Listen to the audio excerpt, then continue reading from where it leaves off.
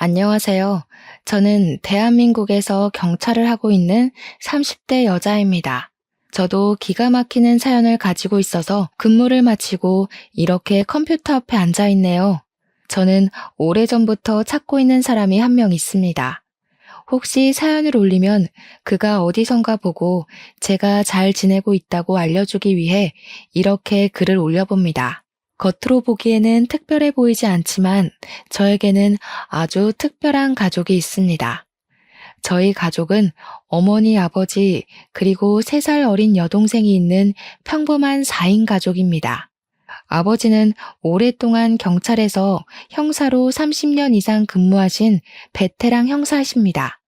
저는 그런 아버지가 언제나 자랑스러웠고 자연스럽게 아버지처럼 경찰을 꿈꿔왔습니다. 그래서 학교의 장래 희망을 경찰이라고 적으면 아버지는 절대 안 된다며 반대를 하시곤 했어요. 딸이 경찰처럼 어렵고 험한 일을 하는 건 못 본다며 엄청 반대하시면서 다른 일을 찾으라고 하셨습니다. 하지만 저는 커가면서 아버지에게 진지하게 경찰을 하고 싶다고 말을 해왔죠. 아빠처럼 멋지고 강한 경찰이 되고 싶은데 왜 반대하느냐고 물어보면 아버지는 좋아하시면서도 제가 할 일이 못 된다고 하셨어요. 그때는 그 말이 얼마나 서운하던지 아버지와 저의 사이에 잠깐 골까지 깊어지게 되었습니다. 저는 대학을 진학하게 되면서 당연히 경찰대학에 원서를 넣었고 아버지는 또 저에게 경찰은 안 된다며 화를 내시는 겁니다. 왜 이렇게 반대를 하는 거야? 아빠는 딸이 경찰이 꿈이라는데 좋아해야 하는 거 아니야? 나도 경찰이 고생하고 힘들다는 거 알아. 아빠 보면 항상 안쓰러웠으니까. 나도 알면서 그 길을 걸어가고 싶은 거야. 왜 시켜보지도 않고 반대를 하는 건데? 유리야, 아빠도 그냥 반대하는 거 아니야. 고생만 하는 게 아니라 가끔은 목숨도 위험해서 그러는 거야. 왜 많은 직업 중에 경찰을 하겠다는 거야? 다른 집 딸들처럼 제빵사나 피아니스트라든지 그런 꿈은 없어? 아빠가 언제든 지원해 줄게. 없다고. 그럼 제빵사나 피아니스트 하고 싶어 하는 딸의 아빠나 하지. 왜 내 아빠가 된 거야? 난 경찰대 꼭 들어갈 거야. 저는 아버지에게 꽥 소리를 질렀습니다.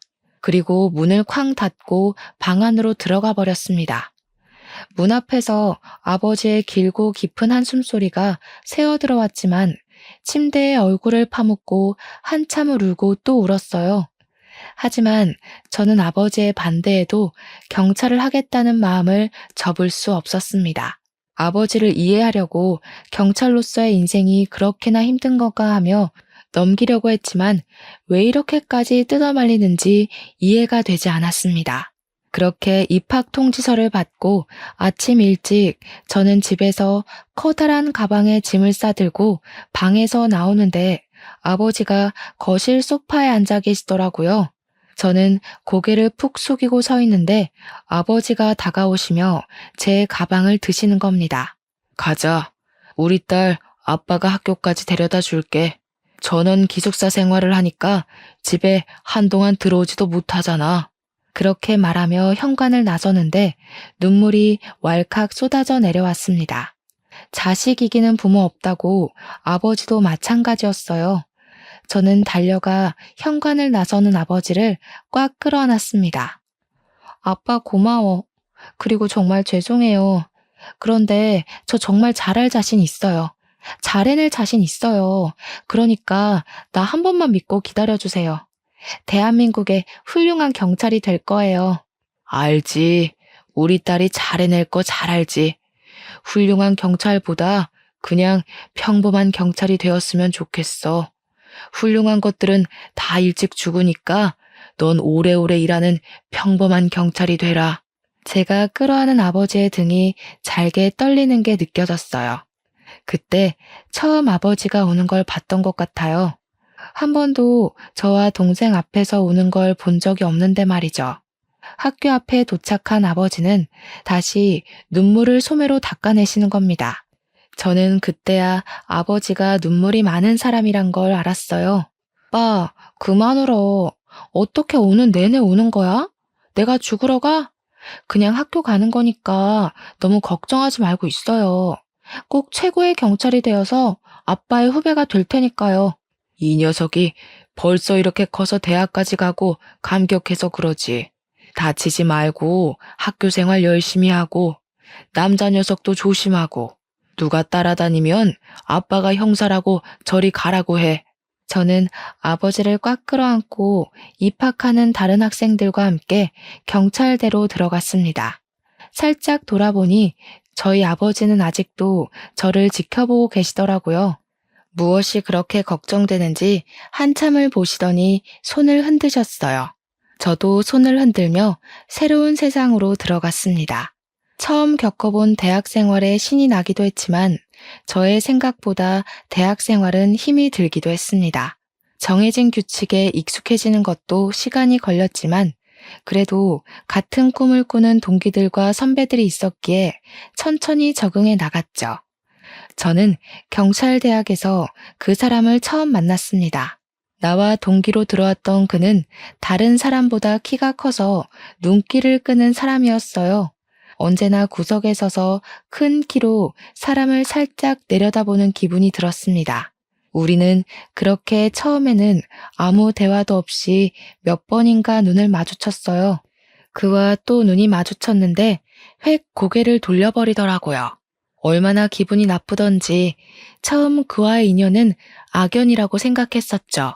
그렇게 수업을 마치고 기숙사로 돌아가는 길에 저는 실수로 캔을 재활용 쓰레기통 옆에 있는 일반 쓰레기통에 버리게 되었어요.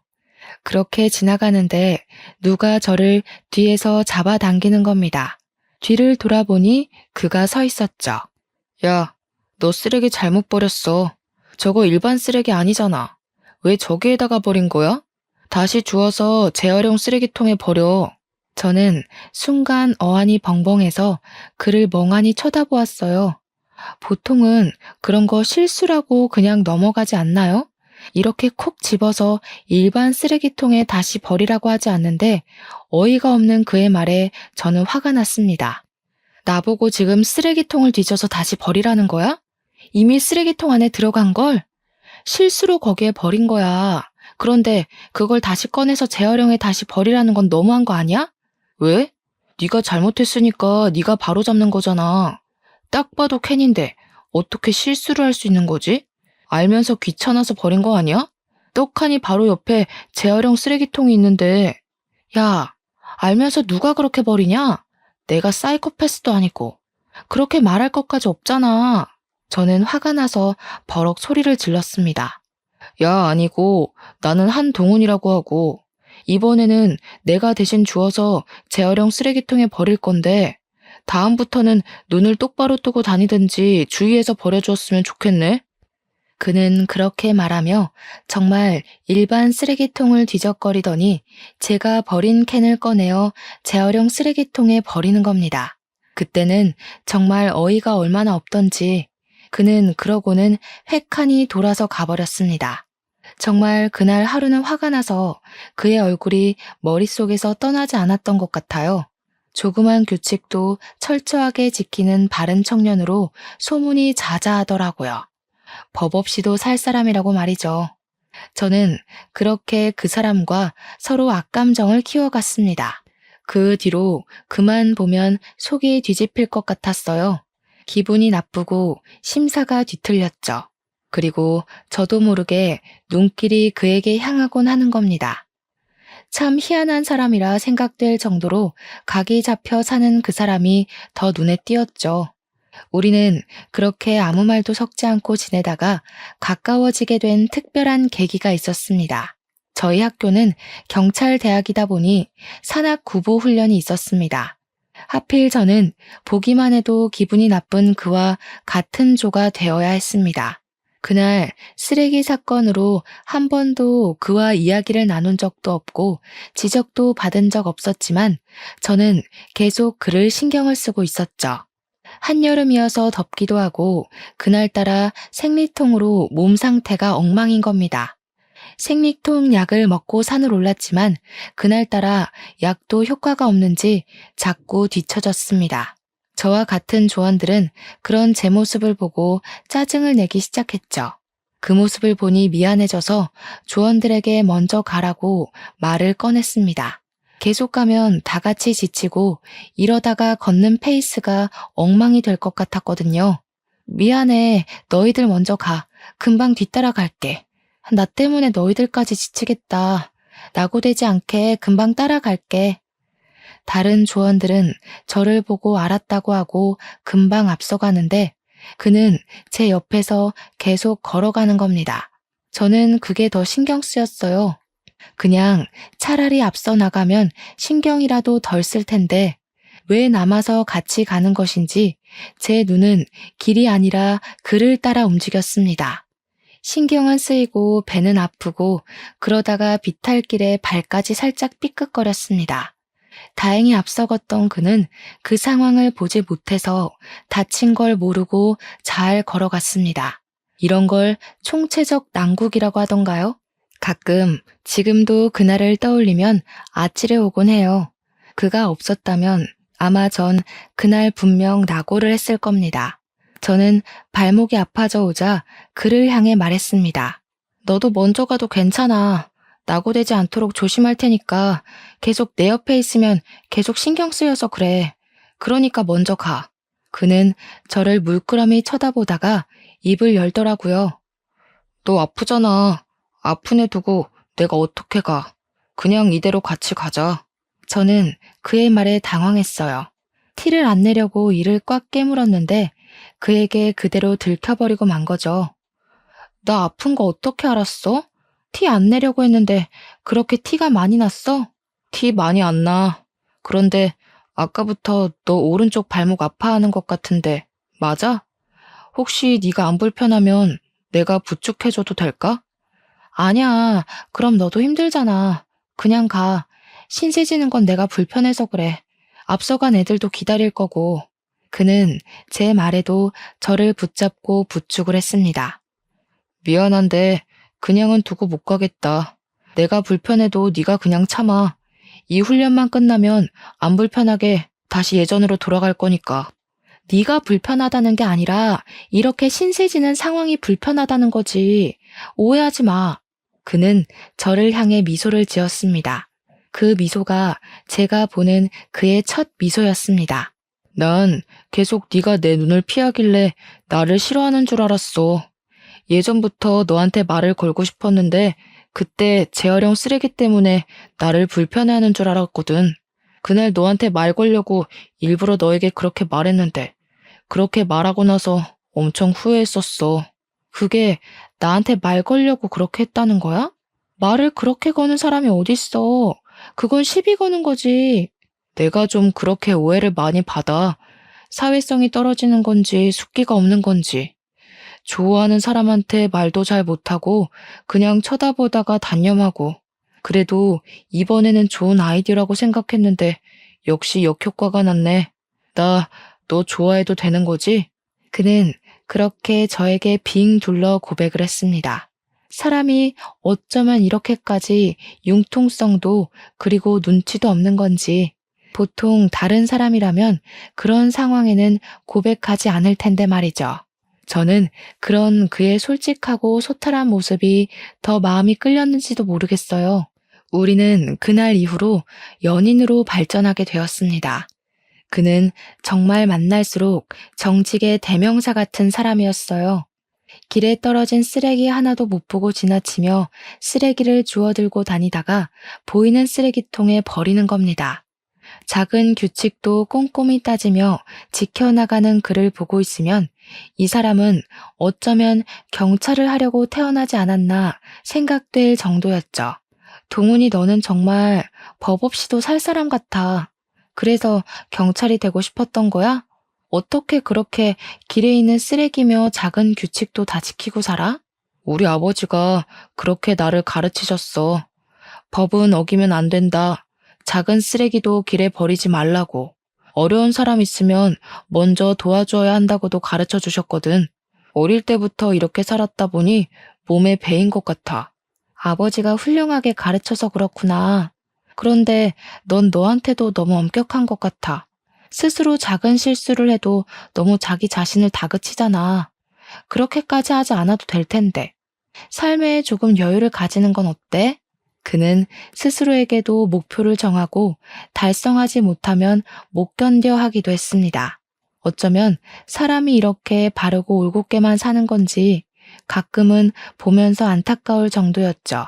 그런데 그는 자신의 아버지 이야기를 하면서 두 눈을 반짝였어요.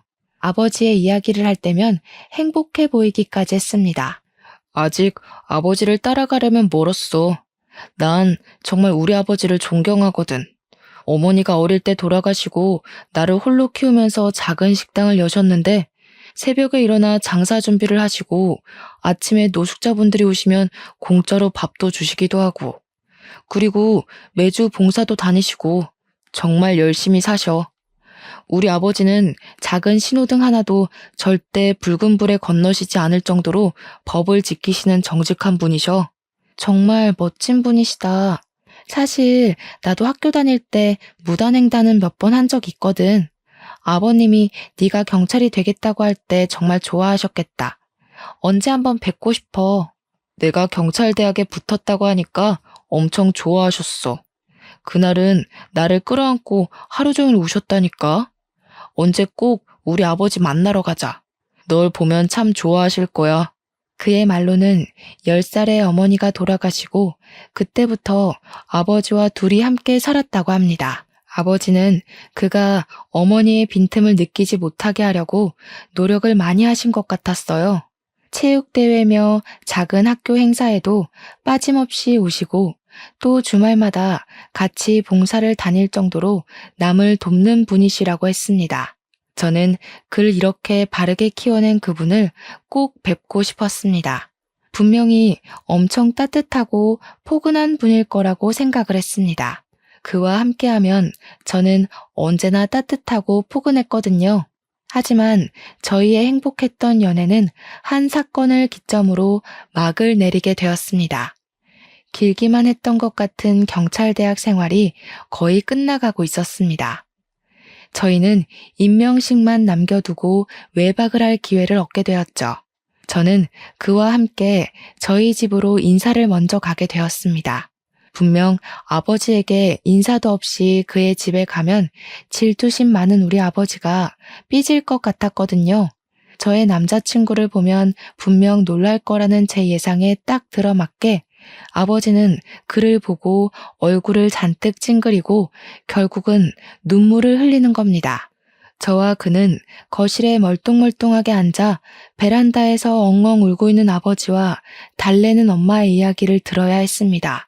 왜 울고 그래? 유리가 남자친구 데려왔으면 잘 컸다고 좋아해야 하는 거 아니야? 남사스럽게 울긴 왜 울어? 그만 울어. 남자를 데려온 게 무슨 뜻인지 당신은 몰라서 그래?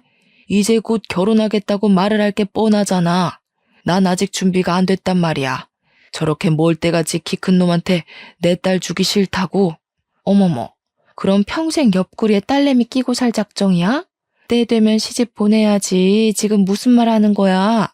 덩치는 산적만 해서. 그만 울어. 아버지는 한참을 울다가 거실로 들어와 저희 앞에 앉으셔서 그를 노려보셨어요. 한참을 당부하고 또 당부하시더라고요. 자네, 우리 유리랑 경찰대학 동기라고 들었네. 뭐 직업은 마음에 안 들지만 우리 딸이 좋아하니까 허락은 하네만. 내 딸 울리면 내가 경찰 선배로서 가만 안 둘 거네. 알겠나? 눈물 한 방울이라도 흘리게 하는 날에는 내가 당장 쫓아갈 거야.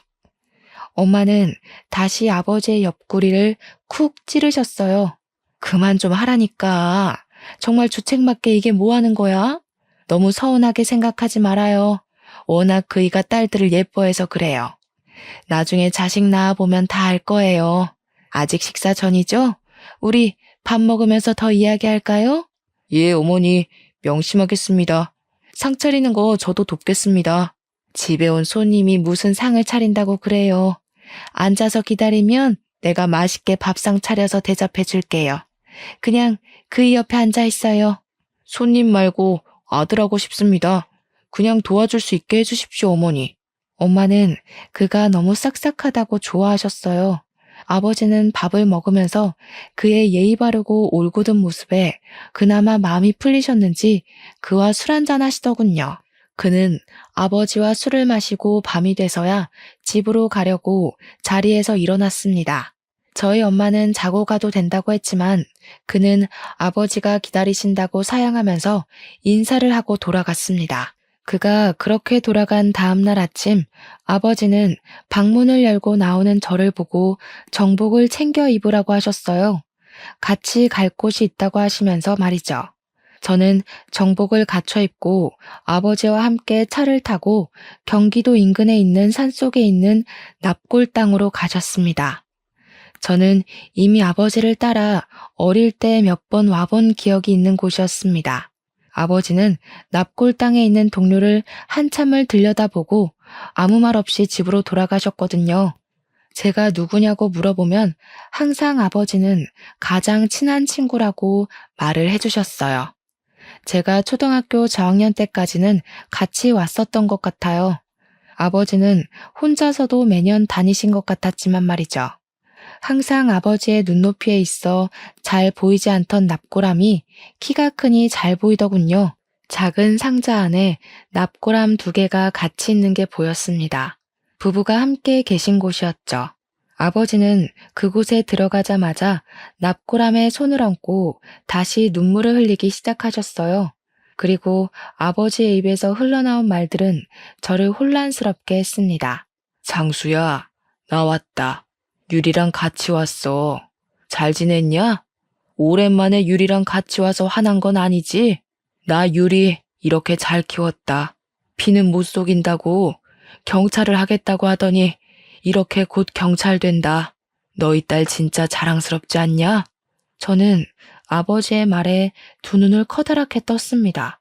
아빠, 그게 무슨 말이야? 누구 딸이라고 하는 거야? 내가 아빠 딸이 아니라는 말이야? 아버지는 제 손을 잡고 다시 눈물을 흘리셨어요. 미안해, 유리야. 아빠가 미리 말을 못했어. 사실 말하고 싶지 않았어. 계속 아빠 딸로 키우고 싶었는데 그건 아빠 욕심인 것 같아서 이제라도 말해줄게. 여기 있는 2사람이 너의 친부모님이야. 내 친구였고 동료였던 김창수. 그리고 옆에 있는 사람이 너의 친엄마다. 저는 순간 할 말을 잃고 말았어요. 저는 꿈에서라도 한 번도 제가 친딸이 아닐 거라고 생각해 본 적이 없었거든요. 처음에 아버지에게 그 말을 듣는데 장난치신다고 생각을 했을 정도였습니다.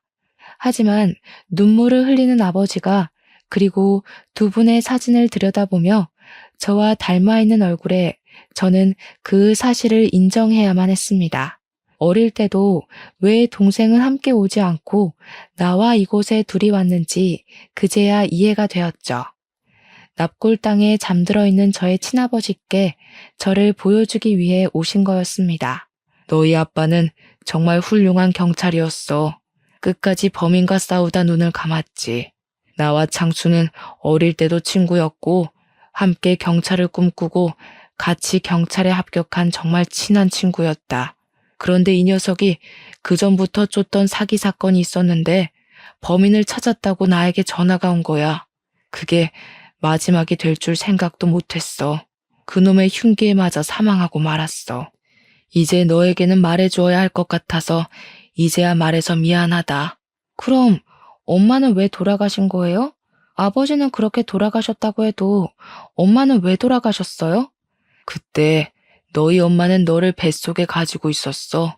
막달에 접어들었었는데 임신 중독증 증세가 있다고 너희 아빠가 걱정을 참 많이 했었다. 너희 아빠가 범인에게 그렇게 되었다고 듣고서 충격으로 쓰러지면서 저혈성 쇼크가 왔어. 너는 응급으로 제왕절개를 하고 살렸는데 너희 엄마는 살리지 못했다. 너희 친가는 너희 아빠가 고등학교 때 부모님이 돌아가셨었고 너희 외가도 할머니 혼자라 너를 키울 형편이 되지 않았어. 그때 우리가 결혼한 지 얼마 되지 않을 때였는데 아내가 너를 키우겠다고 먼저 나서더구나. 저는 눈물을 쏟아버렸습니다. 그런 사연이 있을 거라고는 생각을 못했으니까요. 출생의 비밀이라느니 그런 일은 주인공들에게나 있을 거라고 생각했는데 말이죠. 한참을 울고 나서 저는 모든 것을 받아들였습니다. 부모님이 친부모님이 아니라는 사실보다 두 분이 끔찍하게 돌아가셨다는 거에 저는 마음이 더 아파졌어요. 편안하게 눈을 감으신 게 아니었으니까요. 그리고 흔쾌히 저를 맡아서 키워주신 부모님께 너무 감사했습니다. 단 한 번도 동생과 차별 없이 저를 키워주시고 사랑해 주셨으니까요. 그런 비밀을 알고 나니 정말 부모님의 고생이 더 눈으로 보였습니다. 아빠, 말해주셔서 정말 감사합니다. 그리고 키워주셔서 정말 고맙습니다. 아버지는 제 어깨를 다독이셨어요. 너희 엄마도 경찰이셨어. 아유, 혹시라도 네가 다칠까봐 그렇게 경찰이 되는 걸 막았는데 이렇게 경찰이 된 것 보니 참 역시 피는 못 속이나 보다. 그리고 미안하다. 아직도 너희 부모님을 죽인 그 사기꾼 놈을 잡지 못했어. 아직도 찾고는 있는데 어디로 숨어버렸는지 찾지 못하겠다. 피를 못 속인다니 나는 아빠 보고 경찰이 되고 싶었는걸요. 경찰인 아빠가 너무 멋졌으니까요. 저는 아버지의 손을 꽉 잡고 집으로 돌아왔습니다. 그런데 집으로 들어와서 엄마를 보고 다시 눈물이 왈칵 밀려오려는 겁니다.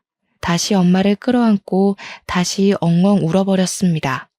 엄마는 다시 아기로 돌아간 거 아니냐고 하면서 저를 꽉 끌어안아 주셨어요. 잘 커주어서 고맙다고 하시는데 그 말이 너무 감사했습니다. 저는 그 전보다 두 분을 더욱 사랑하고 존경하게 되었습니다. 그런데 막상 진실을 알고 나니 해결하고 싶은 문제가 생긴 겁니다. 친아버지를 죽이고 제 친엄마까지 죽게 했던 그놈을 잡고 싶어졌죠. 제가 경찰이 된 목적이 그것이 아니었지만 이제 곧 경찰이 된다는 의욕이 넘쳐서 그랬는지 저는 아버지에게 그 범인에 관해 물어보았습니다. 이대로 아무것도 알지 못한 채로 경찰이 되고 싶지 않았거든요. 아빠, 혹시 친아빠를 죽게 만든 그 범인 나도 알 수 있을까요? 이대로 가만히 있을 수는 없을 것 같아. 나도 이제 곧 경찰이 되니까 수사에 도움이 될 수도 있잖아요. 제 말에 마땅치 않았던 아버지는 저를 보고 한참을 아무 말을 하지 않고 쳐다보셨어요. 아빠, 저도 이제 곧 있으면 진짜 경찰이 되잖아요. 그런데 제 친아빠의 범인도 알지 못하면서 어떻게 경찰로서 일하겠어요? 정말 조심하고 알아내면 꼭 아빠에게 먼저 알려드릴게요. 저도 돕게 해주세요. 아버지는 긴 숨을 내쉬더니 방에 가셔서 항상 가지고 다니시는 지갑을 가지고 나오셨습니다. 그리고 그 안에서 낡고 오래된 수배지 한 장을 꺼내어 저에게 건네셨습니다. 저는 수배지를 손에 들고 제 부모님을 죽인 원수의 얼굴을 처음 마주하게 되었어요. 뾰족한 얼굴에 긴 장발을 하고 얼굴은 그렇게 험악하게 생기지 않은 남자였습니다. 사기전과 오범으로 자신이 대기업 사장이라고 하면서 투자자를 모집하고 수천만 원을 갈취했는데 그 안에는 전 재산을 투자하고 안타깝게 목숨을 끊은 사람이 몇 분 있었나 봐요. 그래서 저희 친아버지가 길을 쓰고 찾으려고 했다고 합니다. 거의 꼬리를 물었는데 그 사람이 아버지의 복부를 찌르고 도망을 갔다고 해요. 저는 수배지를 챙겨 들었습니다. 유리야, 다시 한번 너에게 말한다만 나는 사실 네가 이 일에는 끼어들지 않았으면 한다. 어쩔 수 없이 너에게 이렇게 그놈의 수배지를 주었지만 그래도 아빠는 우리 딸 안전이 먼저니까. 네, 꼭 약속 드릴게요. 무리하지 않을 거니까 너무 걱정하지 마세요. 저는 아버지께 그렇게 말은 드렸지만 속에서 끓어오르는 분노는 어쩔 수가 없었습니다. 그놈의 수배지를 들고 저는 다시 학교로 돌아오게 되었습니다. 학교에서 만난 그에게 저의 고민을 그리고 저희 집의 사정을 말하게 되었습니다. 그에게 말하면 조금은 답답하고 끓어오르는 속을 가라앉힐 수 있을 것 같다고 생각했거든요.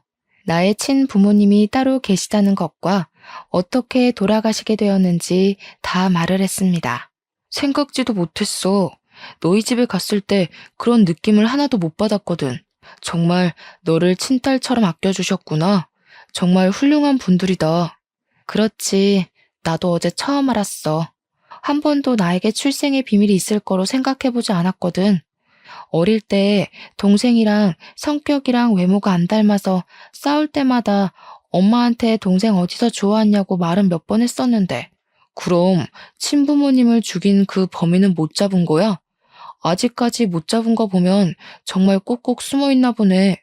경찰이 되면 그 수사부터 하겠구나. 당연히 그래야지. 원수는 꼭 갚아줘야지. 그렇게 마음 편하게 살게 할 수는 없지. 저는 그에게 그렇게 말하며 제 부모님을 죽인 그놈의 수배지 전단을 보여주었습니다. 그는 그것을 보면서 한참을 멍하게 쳐다보았습니다. 유리야, 이거 나 하나 복사해서 가도 될까? 나도 같이 찾는 거 도와줄게. 저는 수배지를 그에게 복사해서 건네주었습니다. 그는 그것을 받아들고 오늘은 머리가 아파서 돌아가야겠다고 했습니다. 그리고 그 모습이 제가 그를 본 마지막 모습이 되었습니다. 그에게 며칠 동안 연락을 해도 모습이 보이지 않는 겁니다. 그와 같이 방을 쓰는 동기에게 물어보아도 자기도 모르겠다고 일어나 보니 방에 없었다고 하는 겁니다. 저는 그의 우직하고 무엇을 하든지 최선을 다하는 그를 알기에 그 혼자 그 사람을 찾는 건 아닌지 걱정했지만 그가 어디 있는지 찾지 못했습니다. 그가 있을 만한 교내의 모든 곳을 찾아봐도 모습이 보이지 않았죠. 며칠을 그렇게 흐르니 걱정이 되었습니다. 수십 번을 전화를 걸어도 핸드폰은 꺼져 있고 동기 말로는 방에 들어오지 않았다고 하는데 속이 타들어갔습니다. 그때 아버지께 전화가 왔습니다. 유리야, 그놈 잡았다. 너희 부모를 죽인 그놈 말이야. 그놈을 알고 있다고 익명의 제보 편지가 왔는데 정말 그놈이 이름도 바꾸고 태연하게 잘 먹고 잘 살고 있더라. 저는 학교에 저의 사정을 말씀드리고 바로 경찰서로 달려갔습니다. 아버지가 저를 보고 그가 있는 취조실로 데려다 주셨습니다. 유리창 너머 그는 고개를 푹 숙이고 책상에 머리를 박고 있었습니다. 저는 취조실 안으로 아버지와 함께 들어가 그를 대면하게 되었습니다. 제가 들어오니 고개를 드는데 사진보다 확실히 나이를 먹은 얼굴이었지만 얼굴의 특징적인 인상은 그대로 남아있더군요. 그리고 제가 가장 놀랐던 것은 그의 얼굴이 너무 선해 보였다는 겁니다. 자세히 그의 얼굴을 들여다보지 않으면 수배지의 사람과 달라 보일 정도였어요. 저는 그의 맞은편에 앉아 그에게 말을 걸었습니다. 이경수 씨 맞으시죠? 그동안 잘 숨어 계셨네요? 잘 지내셨나 봐요. 얼굴이 너무 좋아 보이시네요. 수배지와 다른 얼굴에 많이 놀랐습니다. 그런데 사람 죽이고 이렇게 잘 지내시면 안 되는 거 아닌가요? 그는 고개를 들어 저를 노려보았습니다. 그리고 저를 유심히 쳐다보더니 입을 열었습니다. 아가씨, 나를 알아요? 나는 아가씨 처음 보는 것 같은데 우리가 언제 만났던 적이 있던가? 낯이 있기도 하고. 저도 최근에 알았어요. 제가 아버지를 닮았다는 걸 말이죠. 23년 전 수원에서 형사 한 분을 흉기로 찌르고 달아난 적 있었죠. 그 형사분이 제 아버지 되십니다. 아버지가 그렇게 돌아가시고 저의 어머니마저 충격으로 세상을 떠나셨고요. 제 말에 그의 두 눈이 커다래졌습니다. 그는 의자에서 내려와 바닥에 납작 엎드렸습니다. 제발 용서해 주세요. 그때는 정말 제가 잘못했습니다. 한 번만 선처해 주시면, 아니, 제발 제 아들만 모르게 해주십시오. 그 녀석이 알면 충격을 받을 겁니다. 죗값은 다 치르겠습니다. 제발 아들이 모르게 해주십시오. 저는 아들에게 비밀로 해달라는 글을 보면서 화가 치밀어 올랐습니다. 어떤 생각하고 있어야 저런 말을 태연하게 내뱉을 수가 있는지 피해자에게 용서를 빌기보단 자신의 죄를 모르게 해달라는 부탁을 할 수가 있을까요? 마지막 한 점의 용서조차 그렇게 사라졌습니다. 정말 뻔뻔하시네요.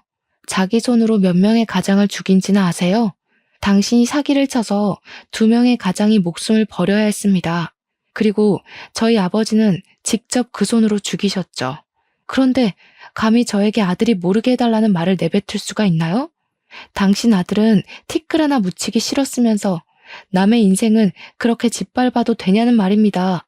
정말 죄송합니다. 한 번만 용서해 주십시오. 그 녀석은 경찰대학을 다니고 있어서 곧 있으면 임명식만 남겨놓고 있습니다. 그런데 그 녀석 성격상 제가 이런 큰 죄를 지었다는 것을 알면 스스로도 용서를 못할 아이입니다. 제발 아들만 모르게 해주십시오. 임명식을 앞두고 있다면 그의 아들은 분명 제 동기들 한 명이었습니다. 경찰대요? 저도 경찰대를 다니고 있는데 누구죠? 이번에 임명식을 앞두고 있다면 저는 말을 하다가 말을 멈췄습니다. 설마 아니길 빌었습니다. 우연이길, 그가 사라진 것은 우연이길 빌었어요. 이 사람의 아들이 제발 그만 아니기를 말입니다. 한동훈, 제 아들 이름입니다. 혹시 아가씨도 알고 있나요? 혹시 제 아들을 알고 있다면 그놈의 성품을 알고 있을 겁니다. 저를 절대 용서하지도, 그리고 자기 자신도 용서하지 못할 아이입니다. 너무 올곧아서 구부러지지 않는 아이입니다. 제발 그 아이가 모르게 해주십시오. 그 사람 입에서 그의 이름을 듣고 왜 갑자기 그가 사라졌는지 알 것 같았어요. 제가 수배지를 보여준 순간부터 그는 자신 아버지의 얼굴을 알아봤던 겁니다. 그렇게 자신이 정직하고 훌륭하다고 생각했던 자신의 아버지가 사기꾼의 살인범이라는 것을 알아버렸던 것이죠. 며칠을 고민하고 또 괴로워했겠죠. 그리고 그는 그답게 올곧고 대쪽 같은 성격답게 선택을 했을 겁니다. 구부러지지 못하고 부러져 버린 거죠. 동훈이 이미 알고 있어요. 제가 당신의 수배지를 동훈이한테 보여줬으니까요. 당신을 신고한 게 아마 동훈일 거예요. 그리고 동훈이 이미 학교를 떠났습니다. 제가 당신의 수배지를 보여준 다음부터 모습을 감췄습니다. 저도 어디 있는지 모르겠습니다. 그의 아버지는 오열하면서 제 손을 꽉 잡고 애원을 하기 시작했습니다. 제발 제 아들 좀 찾아주세요. 그 녀석 며칠 전에 저를 찾아왔습니다. 저를 보고 꽉 끌어안더니 아무 말 없이 절을 하고 돌아갔습니다. 그때는 그 녀석이 싱겁게 왜 그러나 생각을 했는데 아무래도 무슨 일이 생기려고 그러는 것 같아요. 아가씨, 우리 동훈이 친구죠? 제발 그 녀석 좀 찾아주세요. 저는 제 손을 잡은 손을 뿌리쳤습니다. 저는 아무것도 할 수 없을 것 같네요. 죄송합니다. 그가 그렇게 떠났다면 그게 그의 선택일 테죠. 저는 그의 선택이 옳다고 믿습니다. 그렇게 말하고 그 자리를 벗어났습니다.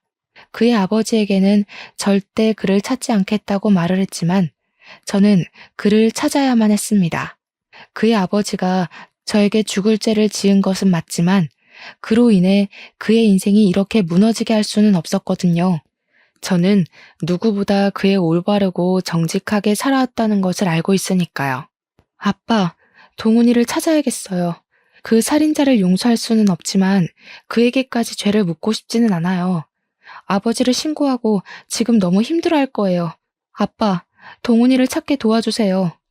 아버지는 저의 어깨를 토닥거렸습니다. 너는 괜찮은 거야? 동훈이가 그 사람 아들이라서 많이 충격받았을 텐데 찾아도 힘들어질 거다. 그건 제가 감수하겠습니다. 일단 동훈이가 무사한지 알아야겠어요. 하지만 그는 경찰관 임명식 날에도 나타나지 않았습니다. 아버지는 그의 마지막 행적지는 바닷가의 절벽 위라고 하더군요. 새벽에 산을 오르던 분들이 키가 큰 젊은 청년이 절벽 쪽으로 걸어가는 것을 봤다고요. 그들은 새벽에 혼자 일출을 보러 온 사람인 걸로 생각했다고 합니다. 저는 수도권의 한 경찰서로 발령이 내려졌습니다. 근무가 끝나고 틈틈이 그에 대한 추적을 이어갔지만 그의 마지막 행적은 여전히 그가 마지막에 멈춰선 그 절벽 끝이었습니다. 아버지는 그가 거기서 바다로 뛰어내리지 않았을까 하는 추측을 제게 내놓으시더군요. 아직 재판 중이라 구치소 생활 중인 그의 아버지를 찾아갔습니다. 그래도 그에게 아들의 소식을 전해주는 게 저를 위해 아버지를 희생시킨 그의 마음의 보답처럼 생각되었습니다. 카키색의 수의 착용한 그가 유리창 앞에서 앉아 있더라고요. 그는 경찰 정복을 입은 저를 보고 두 손을 꽉 모으고 고개를 숙였습니다. 그가 고개를 숙인 것이 저에 대한 예의도 그리고 사죄도 아니라는 것을 알고 있었습니다. 그가 가장 원하는 것은 아들이 어디 있는지 그리고 생존해 있는지 알고 싶어 할 것이라는 것을 알고 있었죠. 그래서 다른 설명 없이 바로 그가 궁금한 것을 말해 주었습니다. 그동안 동훈이가 어디로 갔는지 찾아보았습니다. 저도 동훈이가 당신의 죄를 짊어지고 자기 자신을 희생할 필요는 없다고 생각했으니까요. 이미 당신을 고발한 당시에 그의 죗값은 다 치렀다고 생각합니다. 동훈이 어디 있습니까? 건강합니까? 이 아비를 원망 많이 하지요. 그 아이 잘못이 아니라고 꼭 전해주십시오. 잘못은 이 아비가 했으니까 다 이 아비가 죗값을 받을 테니까 무사하다면 얼굴 한 번만 보러 와달라고 해주십시오. 아들 녀석의 얼굴을 봐야 안심이 될 것 같아요. 저는 그를 물끄러미 쳐다보다가 길게 숨을 내뱉었습니다. 그를 찾는 부성애가 참 애잔하게까지 느껴지더군요. 저는 그동안 동훈이의 마지막 행적을 추적했습니다. 저를 만나고 이틀 후에 학교를 빠져나가 바로 당신에게 들린 것 같더군요. 그리고 바로 경찰서에 익명의 편지를 붙이고 고속버스를 타고 여수로 향했더군요. 그곳에서 배를 타고 금오도로 향했습니다. 여행객들이 신선대 절벽으로 향하는 것을 본 것이 마지막 목격지입니다. 그의 아버지는 제 말에 두 눈을 커다랗게 떴습니다.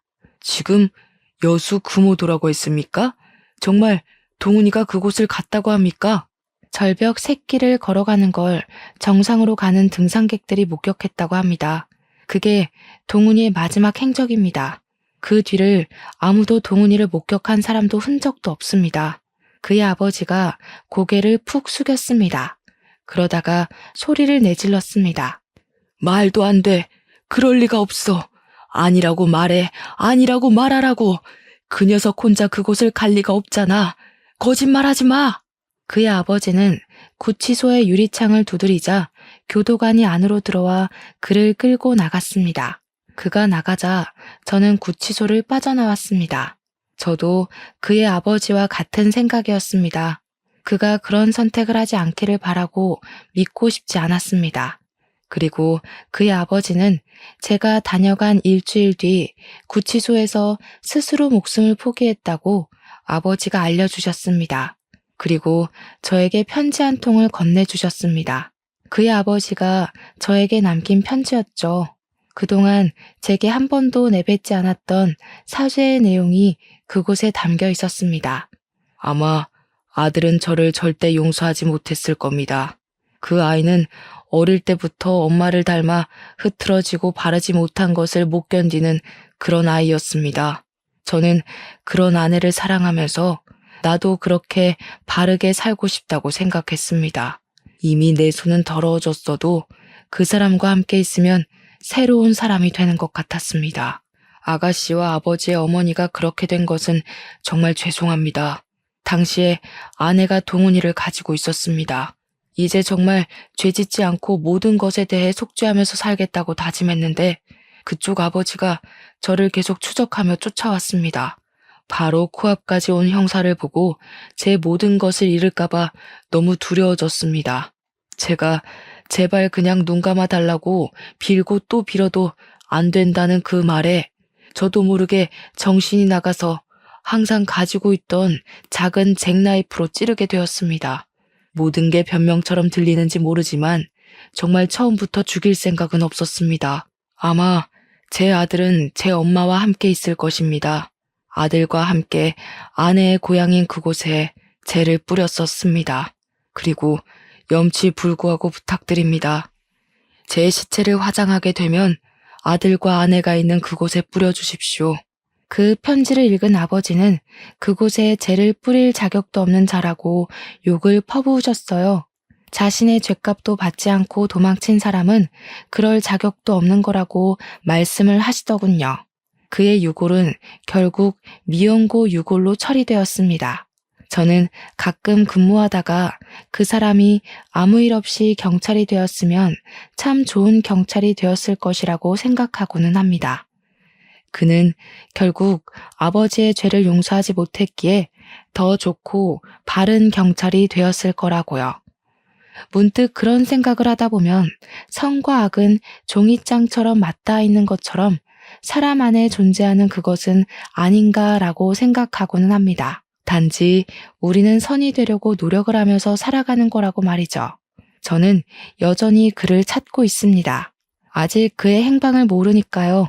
그의 시신도 그를 닮은 사람을 찾았다는 신고도 없었으니까요. 그가 어딘가 숨어서 자신을 용서하지 못하고 있지 않을까 생각하고는 합니다. 그를 다시 만난다면 나는 그를 용서했다고, 다 아버지의 죄 때문에 괴로워하지 않아도 된다고 말을 해주고 싶어요. 저의 사연은 여기까지입니다. 저의 출생의 비밀을 알고 친부모님의 안타까운 사정을 알게 된 후 가끔은 모든 게 꿈이 아닐까 생각을 하고는 합니다. 잠에서 깨면 모든 게 그 전처럼 다 돌아왔으면 좋겠다고 말이죠. 하지만 인간의 삶이란 게 참 좋은 일만은 있는 게 아니라는 것은 확실한 것 같습니다. 경찰 일을 하다 보니 저보다 더 안타까운 사연을 가진 분들이 어쩌면 이렇게도 많은지 참 안쓰럽습니다. 저는 운이 좋게 좋은 부모님을 만나 행복하게 자란 게 얼마나 행운인지 다시금 알게 되었습니다. 여러분도 누군가를 죽일 듯이 원망하고 또 용서를 하신 적 있을 거로 생각합니다. 각자의 사연은 다르겠지만 여러분의 용기에 저는 박수를 보내고 싶습니다. 저의 사연을 읽어주셔서 감사합니다.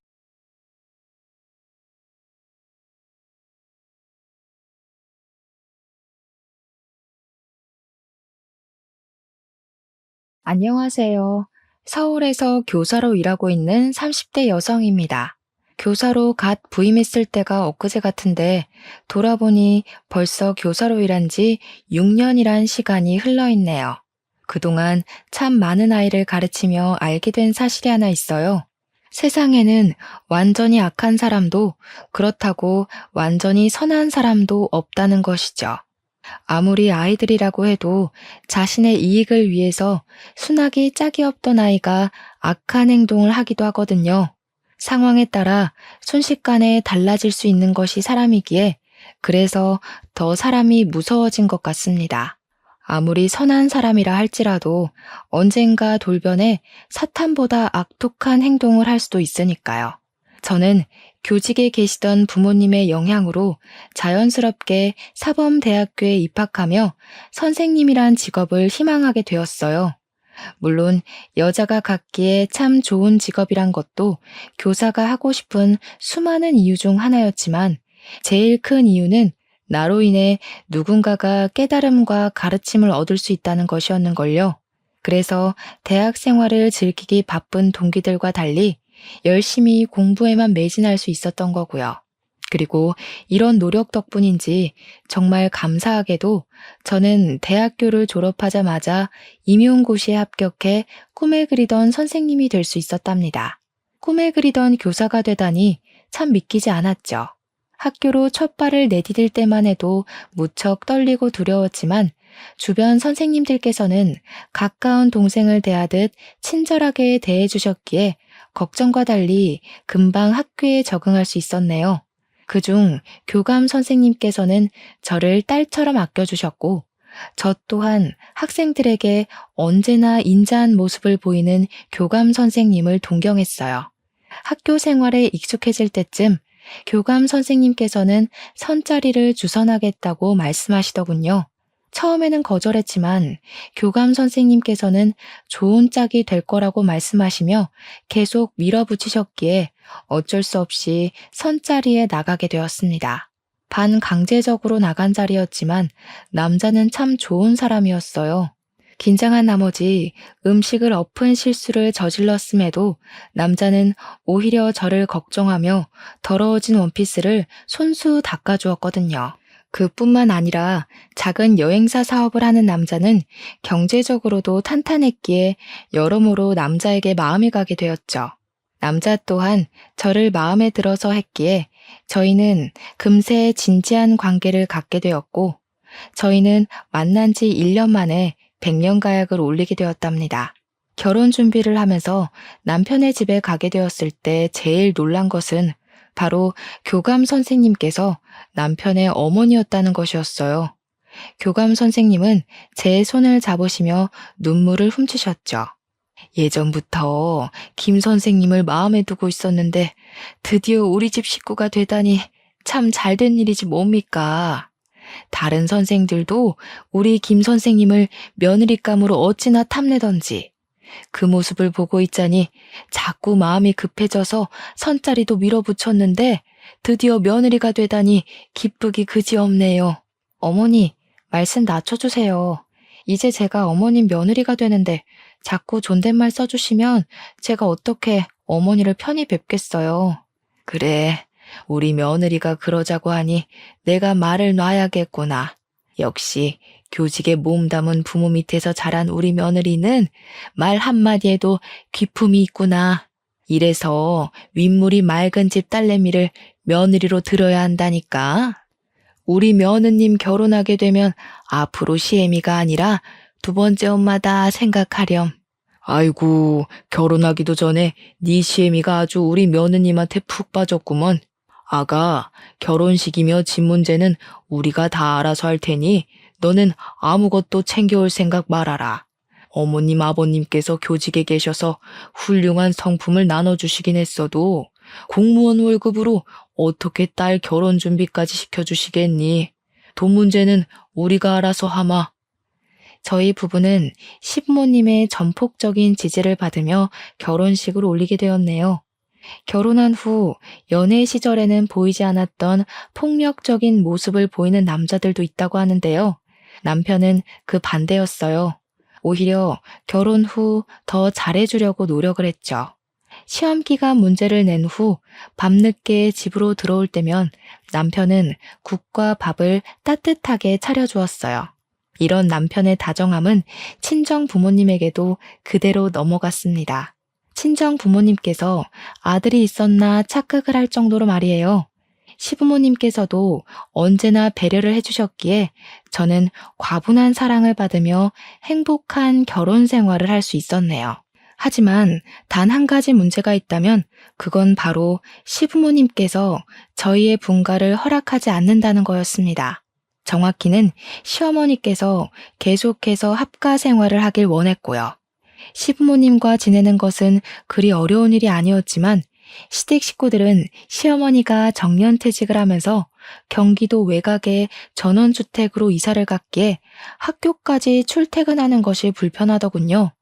차를 타고 왕복 4시간이나 걸리는 거리를 매일매일 오가는 것은 결코 쉬운 일이 아니었습니다. 고심 끝에 남편과 상의 후 분가를 요청하기로 했죠. 언제나 저희 부부를 생각해 주시던 시어머니라면 이번에도 이해해 주실 거라 생각했습니다. 그런데 시어머니께서는 지금까지 볼 수 없었던 모습을 보이며 불같이 화를 내셨어요. 내가 못된 시무처럼 군 것도 아니고 그렇다고 네 시애비가 일하는 너한테 삼시세끼를 직접 차리라고 한 것도 아닌데 도대체 뭐가 아쉬워서 분가를 해? 시부모가 오냐오냐 예뻐해주고 남편이라면 그저 내 말에 껌뻑 죽는 신용이라도 하는 걸 보니 한번 대들어도 좋겠다 생각한 거냐? 시애미가 동네 개마냥 웃어 보이는 거지 지금? 어머니, 그런 게 아니라요. 이 사람 출퇴근 시간 때문에 그래요. 어머니께서는 정년을 하셔서 잘 알지 못할 수도 있지만 이 사람 차 타고도 출퇴근 시간만 꼬박 4시간이에요. 남편은 저를 대신해 시어머니에게 지금 상황을 설명하려 했지만 오히려 시어머니의 분노를 더 살 뿐이었어요. 시어머니께서는 탁자에 있던 커피잔까지 집어던지며 삿대질까지 하셨죠. 이번에도 남편이 나서서 말리려고 했지만 소용이 없었습니다. 아마 시어머니께서는 분가를 하고 싶어 남편을 꼬드겼다고 생각하는 것 같다는 걸요. 네가 직접 말해봐라. 평소에는 쫑알쫑알 뚫린 입이라고 잘도 나불대더니 어떻게 이렇게 중요한 얘기는 꿀 먹은 벙어리 마냥 입도 뻥끗 못해? 불려시 같은 것. 교사 부모 밑에서 자랐다고 하길래 다른 집 옆편 애들과 다를 줄 알았다만 남편 뒤에 숨어서 시애미 눈이나 가릴 줄 아는 걸 보니 아주 못 배워먹은 여자들이랑 똑같이 행동하는구나. 분가 문제로 어머니께서 이렇게 화를 내실 줄 몰랐어요. 제가 생각이 짧았네요. 어머니께서 원하시면 분가는 안 하는 걸로 할게요. 그러니 어머니께서도 그만 화를 가라앉혀 주셨으면 좋겠어요. 그 후 분가 물 건너간 것은 물론 시어머니와의 사이 또한 완전히 틀어졌고 그때부터 저는 가시밭길이 깔린 길을 걸을 수밖에 없었네요. 시어머니께서 툭 하면 분가를 요청한 것을 트집 잡아 아무도 모르게 교묘히 괴롭히셨어요. 자신과 아들 사이를 떨어뜨리려고 작정을 했다면서요. 이해할 수가 없었습니다. 원래 아들에게 집착하는 것은 남편의 사랑을 받지 못하거나 남편이 일찍 세상을 떠난 홀시모에게서 일어나는 일이잖아요.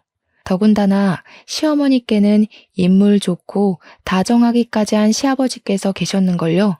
시아버지께서는 항상 시어머니에게 잘하려고 노력하셨기에 더 이해할 수 없었습니다. 하지만 시어머니의 이런 횡포는 그리 오래가지 못했네요. 평생 탄탄대로일 것 같던 시아버지의 사업이 망하고 말았거든요. 시아버지와 남편이 운영하는 여행사는 작긴 했지만 가성비 좋은 여행지를 잘 소개해주는 것으로 유명해 고객들 사이에서도 인기가 좋았죠. 그 덕분에 여행사의 수익은 꾸준히 늘어갔고요. 그렇지만 코로나가 터진 이후 상황은 정반대가 되었어요. 감염병인 코로나가 퍼지는 것을 걱정해 회사 또한 재택근무를 하는 와중에 사람들이 해외여행을 갈 리가 없으니까요. 처음에는 버티기만 한다면 다시 일어날 기회가 올 것이라 생각했는데요. 상황은 점점 악화되기만 했는걸요. 시간이 갈수록 코로나는 점점 더 심해졌고 여행사로 향하던 고객들의 발길은 뚝 끊기고 말았어요. 수입이 없다 보니 여행사에 있던 직원들 또한 하나둘 자리를 떠났습니다. 시아버지와 남편은 어떻게든 여행사를 살려보고자 백방으로 뛰어다니며 돈을 빌려보려 했고요. 그렇지만 가뜩이나 코로나로 인해 경제도 어려운 와중에 가망도 보이지 않은 여행사에 돈을 빌려줄 사람은 아무도 없었죠.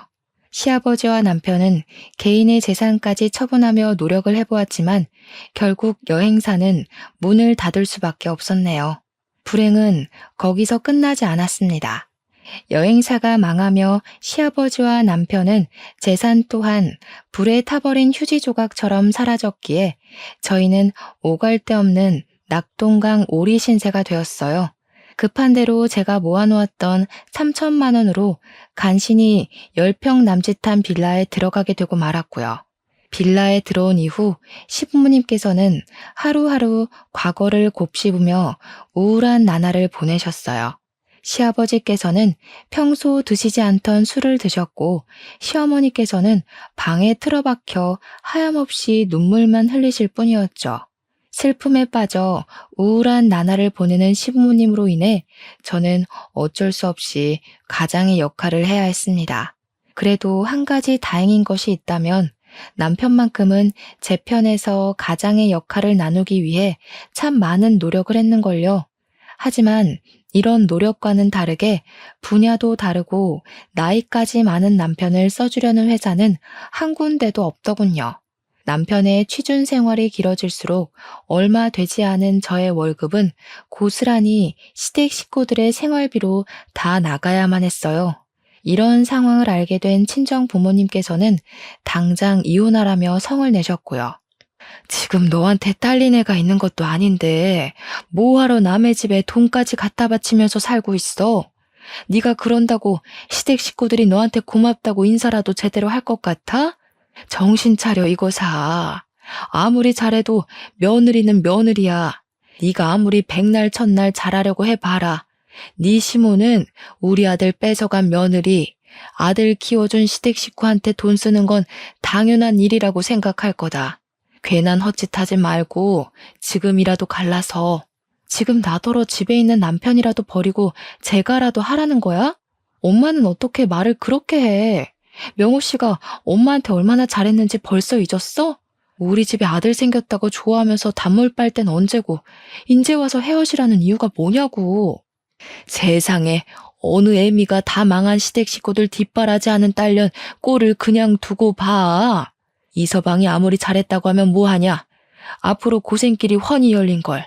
너 계속 이서방이랑 살다간 죽을 때까지 얼마 되지도 않은 월급 시댁에 다 처박으면서 산입에 거미줄 칠 수도 있어. 아직도 애미 마음을 이렇게 몰라? 어머니께서는 당장 이혼하라며 성을 내셨습니다. 어머니의 마음을 모르는 것은 아니었어요.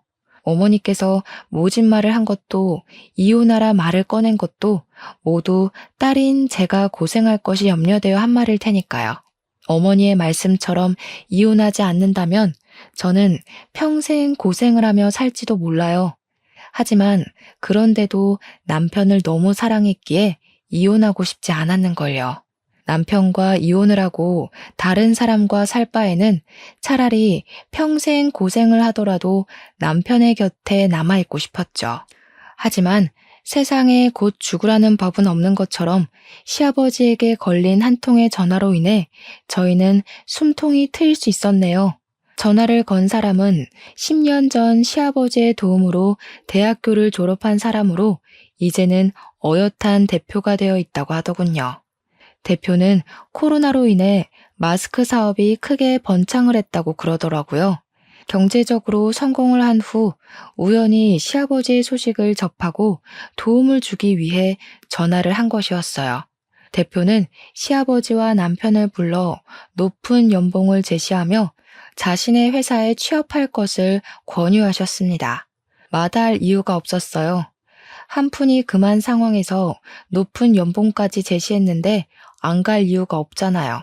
시아버지와 남편이 일을 나간 후 집안은 전에 없던 활기가 돋아났습니다. 모든 것이 다 대표의 은덕 덕분이었죠. 대표는 남편뿐만 아니라 다른 직원들에게도 잘하려 노력을 하셨어요.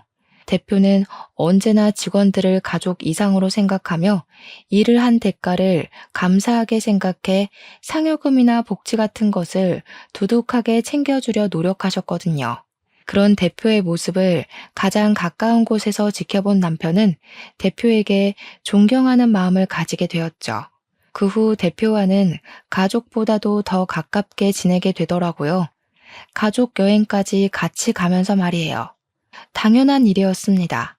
대표 덕분에 빌라 신세를 벗어났기에 은인과도 같은 존재였으니까요. 그렇게 2년이란 시간이 흐르고 그 사이 경제적으로 안정이 됨과 동시에 저희 부부는 드디어 분가하게 되었어요. 그 덕분에 저희 부부는 기다리고 기다리던 아이를 볼 수 있게 되었고요. 소중한 딸아이를 품에 안은 후 저희 부부는 좋은 부모가 되기 위해 애를 썼습니다. 시어머니 또한 딸아이가 태어난 후부터는 좋은 시어머니로서 좋은 할머니로서 역할을 다하기 위해 힘을 써주셨어요. 여행사가 망한 후 온갖 고생을 겪으며 며느리였던 저에게도 가족으로서 든든한 동지애를 느꼈던 것이었겠죠. 언제나 좋은 모습을 보이려는 시어머니로 인해 저 또한 좋은 며느리가 되기 위해 노력했습니다. 일주일에 한 번씩 시댁을 찾아가면서요. 그런데 시댁에 자주 방문하다 보니 이상한 것이 한 가지 있더라고요. 시아버지께서 자꾸만 딸아이의 이름을 까먹는다는 거였죠. 우리 손녀 이름이 뭐더라? 나도 나이가 들었는지 자꾸 까먹게 되는구나. 예슬이잖아요. 아버지가 직접 지어주셨었는데 기억 안 나세요? 맞다. 우리 예슬이. 나도 늙기는 늙었나 보다. 기억력이 예전 같지가 않아. 이거 원 우리 손녀 이름을 적어놓기라도 하든지 해야지. 안 그래도 요즘에 걱정돼 죽겠다. 사소한 것까지 다 기억하던 양반이 손녀 이름은 고사하고 자기 번호까지 까먹었으니 지금도 이런데 더 늙으면 어찌 될는지. 간신히 살만해져서 이제야 2다리 좀 쭉 뻗고 잘 수 있나 했는데 아무래도 나는 늙어서 고생만 하다 갈 팔자인가 보다. 평소 시아버지께서는 자주 보던 사람들의 이름까지 다 기억할 정도로 기억력이 좋으셨기에 더 걱정되었습니다. 하지만 그렇다고 치매라고 간주하기에 시아버지께서는 너무 멀쩡해 보이셔서 나이가 먹은 후 자연스럽게 찾아온 건망증이겠거니 하고 넘어가려고 했어요. 그런데 며칠 후 시어머니께 전화가 걸려오더군요. 이 일을 어쩌면 좋니? 네 시아버지 치매란다. 아이고 세상에. 내가 전생에 무슨 죄를 지었길래 하늘에서 이런 실언을 주는지. 이제 꼼짝없이 치매 걸린 남편 수발이나 들게 생겼으니 어쩌면 좋니? 네? 병원에서 검사하고 온 게 맞으세요? 병원에서 오진했을 수도 있는 거잖아요. 다른 병원에 가서 다시 검사를 해보고 다른 병원에도 가보니 이미 치매가 진행됐다고 하더구나. 손 써볼 틈도 없이 꼼짝 않고 치매 걸린 남편이 죽어가는 꼴만 봐야 하다니. 아이고 내 팔자야. 설마 저희 가족 중에 치매 걸린 사람이 있을 거라곤 생각지도 못했기에 충격이 이만저만이 아니었습니다. 갑작스러운 일에 시어머니께서도 심란해한 것이 당연했고요. 치매 판정을 받은 후 시아버지께서는 퇴사를 하셨고 약물 치료를 병행했어요. 조금이라도 치매의 속도를 늦추기 위해서요. 하지만 치매 판정을 받은 충격이 가시기도 전에 시아버지의 치매 속도는 빠르게 진행되었고 시아버지께서는 치매 판정을 받은 지 1년 만에 가까운 사람의 얼굴도 기억하지 못하실 정도로 상태가 악화하였죠. 시아버지께서는 곧 죽어도 요양병원은 가지 않겠다고 난리를 쳤기에 결국 고생하는 것은 시어머니셨습니다. 저희 부부가 도와드리려 하긴 했지만 시어머니께서는 그럴 때마다 자식들에게 손해를 끼치게 하기 싫다며 거부를 하셨는걸요. 시어머니께서는 시댁 일에는 관여하지 말라고 하셨지만 그럴 수가 없었네요. 이대로 있다간 시어머니가 스트레스로 먼저 쓰러지실 것 같았는걸요. 발만 동동 구르던 차 대표는 남편의 출퇴근 시간을 조정해 주셨어요. 시아버지를 간호하는데 조금이라도 보탬이 되라면서요. 대표의 배려로 인해 저희 부부는 틈틈이 시어머니와 함께 시아버지를 모실 수 있게 되었네요. 그렇지만 상황은 딱히 상황이 나아지지는 않았어요. 시아버지께서는 병원을 가거나 외출을 할 때 꼭 시어머니와 함께 가겠다고 고집을 부렸거든요. 남편이 시아버지를 어르고 달래 외출을 하려 해도 그럴 때마다 시아버지께서는 더 거세게 반항할 뿐이었습니다. 아버지, 자꾸 왜 그러세요? 어머님도 이제 쉬셔야죠. 언제까지 이렇게 고집 부리면서 힘들게 하실 거예요? 아버님이 계속 이러시면 저희도 다른 방도 없이 아버지를 요양병원에 모실 수밖에 없었어요. 아무리 아버지가 소중하다고 해도 계속 떼쓰면서 어머니를 괴롭히시면 저도 어쩔 수가 없어요. 어르고 달래는 것이 통하지 않자 남편은 시아버지에게 다그치며 화를 냈는데요. 시아버지께 그런 행동은 오히려 독이 되어 더 큰 반항으로 이어지게 되더군요. 밖에 나가 돈 번다고 유세라도 부리는 거냐? 이제 돈도 못 벌고 정신도 온전치 않은 애비는 애비 대접 받은 것도 안 된다 이 말이야? 내가 다른 기억이 다 날아갔어도 이거 하나는 기억난다 이놈아. 네 입에 고기 반찬 넣어주려 뼈 빠지게 고생한 기억 말이다. 그것도 옛날 일이죠. 아버지께서는 하루라도 사고를 안 치시면 입에 가시가 돋는 것처럼 매번 어머니를 괴롭혀서 사고를 치고 다니시는데 아들 된 도리로 어떻게 그걸 보고만 있겠어요? 물론 아버지가 키워주신 것도 감사하게 생각하지만 아버지 혼자만 저를 키우신 게 아니잖아요. 아버지께서 자꾸 행패 부리시면서 어머님 괴롭히시면 저도 어쩔 수가 없어요. 몹쓸 놈. 네 애미한테 뻗친 정성 반만이라도 아픈 애비한테 쏟아봐라. 애비가 멀쩡히 살아있는 지금도 산송장 취급하며 제 애미만 운운하는데 병상에 누워있을 땐 얼마나 멸시하고 업신여길지 아주 훤히 보인다 보여. 자식놈한테 대우도 못 받고 산송장 취급받으며 눈칫밥 먹으며 살 바엔 차라리 자식놈 없는 셈 치고 사는 게 낫겠다. 지난날 너한테 쏟아부은 내 정성이 아까워. 자꾸만 억지를 부리는 시아버지로 인해 근심은 깊어져만 갔네요. 남편과 다툼이 있고 난 뒤 시아버지께서는 무력까지 사용하며 저희 부부를 경계하셨기에 저와 딸은 더 이상 시댁에 갈 수 없었고요. 시아버지의 고집이 날로 심해질수록 시어머니의 안색은 어두워지기만 했어요. 그리고 저희 부부가 시어머니의 건강 상태에 걱정하던 중 일이 터지고 말았습니다. 시어머니가 가출을 하신 것이었죠.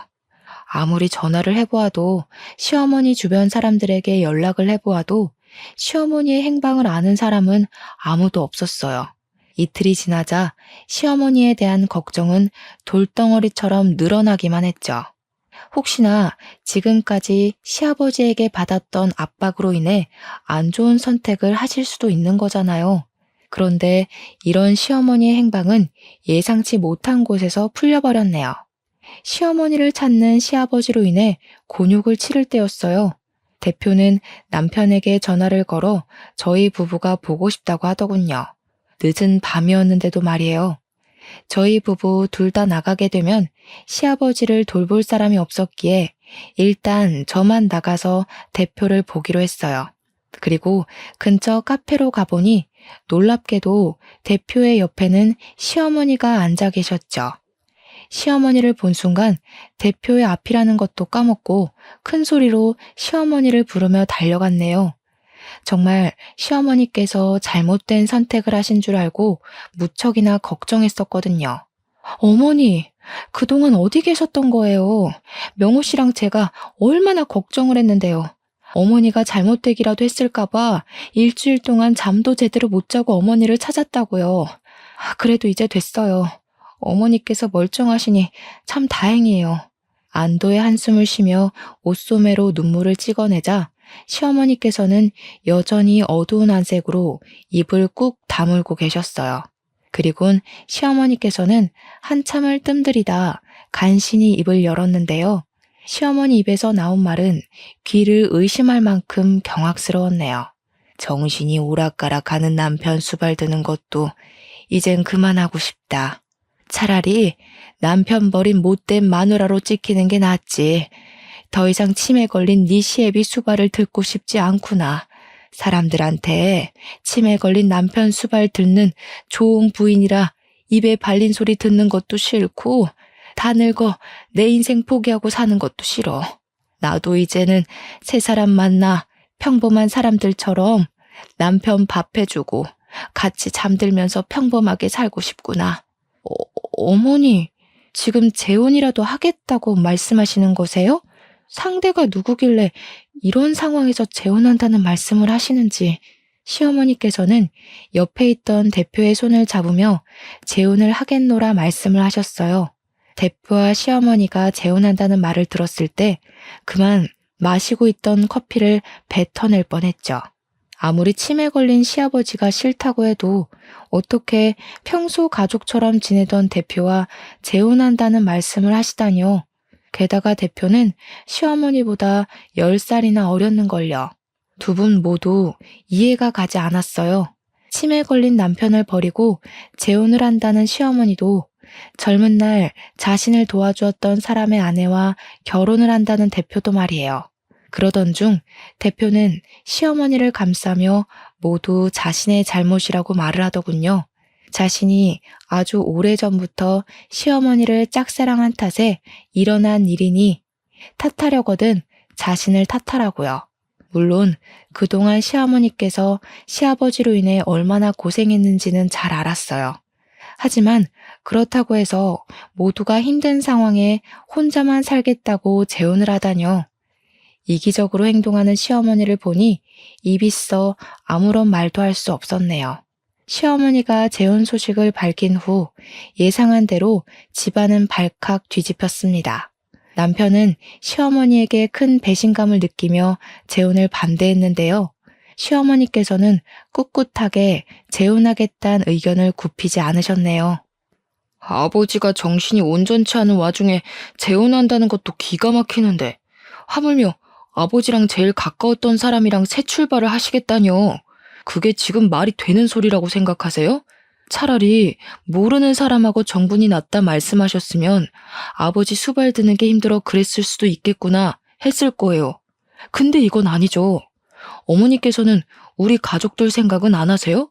어떻게 다른 사람도 아닌 아버지한테 은혜 받은 사람이랑 제가라도 한다는 말씀을 하실 수 있으세요? 어머니께서는 그 회사에서 일하는 제 생각은 눈꼽만큼은 안 하세요? 치매 걸린 시아버지도 모자라 새로운 시아버지를 두게 된 제 집사람 생각은요. 어머니께서는 정말 해도 해도 너무하세요. 자식놈이라고 하나 있는 게 어찌 이리 애미 마음을 몰라줘. 내가 그동안 치매 걸린 네 애비를 굶기기를 했냐? 아니면 병원을 안 가 마누라 된 도리를 안 하기라도 했냐? 나도 할 만큼 했어. 1년 동안 집에서 꼼짝도 안 하고 네 애비 옆에만 붙어 병시죽만 들었다. 볼이 패이고 뼈가 앙상해질 정도로 지극정성을 다했다고. 네 눈에는 정신이 오락가락하는 네 애비만 보이고 끈떨어진 뒤웅박 신세인 애미는 보이지도 않어? 어머니는 아버지가 불쌍하지도 않으세요? 다 늙어서 치매 걸린 남편 수발이나 들다 세상 떠날 내 팔자가 더 불쌍하다. 앞으로 네 시애비랑 나는 아무 상관도 없으니 정 네 시애비가 불쌍하다면 직접 똥 수발이며 밥 수발이며 들면서 평생 살아라. 나는 더 이상 더러워서 그 짓거리는 못해. 시어머니께서는 그 후 저희 부부에게 보여주기라도 하듯 서둘러 대표와 살림을 합치시더군요. 대표는 어떻게 해서든 남편과 시어머니 사이를 화해시키려 애를 썼지만 이미 시어머니와 대표에게 실망할 대로 실망한 남편은 대표의 말을 들을 생각도 하지 않더군요. 계속해서 대표가 시어머니와 만나는 자리를 만들려고 하자 아예 회사를 그만두었고요. 대표의 얼굴을 보고 싶지 않다면서요. 그래도 양심의 가책은 있었는지 대표는 남자에게 경제적 지원을 해주려 했습니다. 하지만 남편은 이를 거부했어요. 그러자 대표는 저를 통해 매달 생활비를 지원하겠다는 의사를 밝혔죠. 대표님께서 어떤 마음으로 도움을 주시려는지 알지만 그래도 남편 몰래 대표님께 경제적으로 지원을 받을 수는 없어요. 하물며 대표님께서는 저희 시어머니랑 살림까지 합치셨는걸요. 그래도 어떻게 받아주면 안 될까요? 회사까지 그만둔 마당에 당장 마땅한 수입도 없을 텐데 직장 구할 때까지만이라도 받아줘요. 그래야 내가 마음이 편할 것 같아요. 요즘 명호 이사 생각 때문에 내가 밤에 잠도 제대로 못 들어서 그러는 거예요.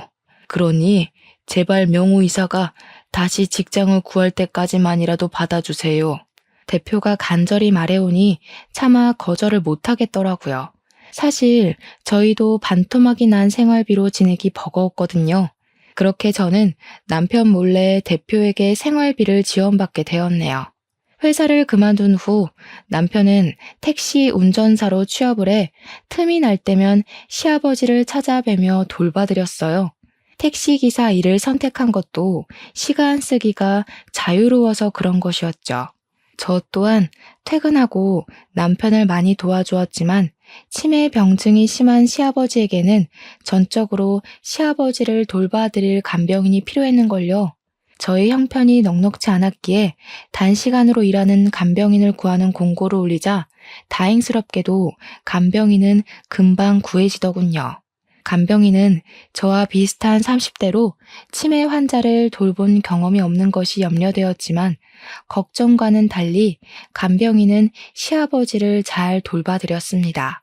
더불어 시아버지께서는 간병인을 잘 따르셨기에 저희는 간병인에게 감사한 마음을 가지게 되었죠. 간병인이 들어오고 나서 저희 부부는 남편의 권유로 제가 근무하는 학교와 가까운 곳으로 이사를 하게 되었어요. 시아버지의 거처 또한 저희 집과 가까운 곳으로 옮기게 되었고요. 시아버지를 돌보기에는 합가를 하는 것이 좋았지만 아무래도 어린 딸의 안전이 제일 중요하다 보니 어쩔 수 없이 분가를 한 것이었죠. 그래도 한 가지 다행인 게 있다면 시아버지께서는 딸아이에게만큼은 인자한 할아버지 때의 모습 그대로 딸아이를 예뻐해 주셨습니다. 그런데 저희 부부가 시아버지와 합가하지 않는다는 것을 알자 간병인은 먼저 나서 자신이 24시간 시아버지를 돌보겠노라 말을 해주더군요. 마땅히 지낼 곳이 없다면서 말이에요.